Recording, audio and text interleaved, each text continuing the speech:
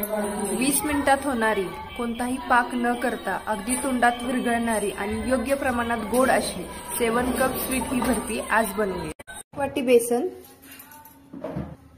1 वाटी खोबऱ्याचा कीस, 1 वाटी बदामाची पावडर, 2 वाटी साखर,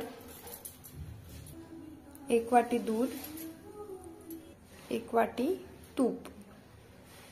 हे सगळं व्यवस्थित मिक्स करून घ्यायचं आहे आणि गॅस बंदच ठेवायचा आहे। हे सगळं मिक्स झाल्यानंतर गॅसची फ्लेम ऑन करायची आहे। हे बघा, हे छान आता मिक्स झालेलं आहे। गॅसची फ्लेम ऑन करूया।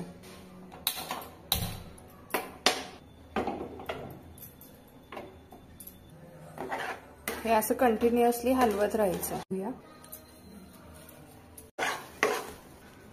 वेलची पूड, हे बघा, हे आता एकसंध व्हायला लागलंय आणि जे पॅन आहे की नाही त्याला हे सोडायला लागलंय हे मिश्रण। ठीक आहे, म्हणजे याचा अर्थ हे आता तयार झालेलं आहे। आपण आता याला तूप लावलेल्या ताटामध्ये ओतून घेऊया। हे बघा, किती छान मस्त पसरून घेतलंय मी।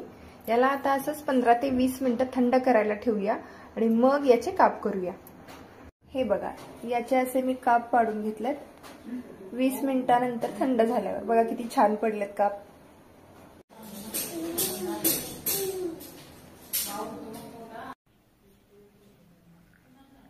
योग्य प्रमाणात गोड, अगदी तोंडात विरघळणारी अशी 7 कप स्वीट ही बर्फी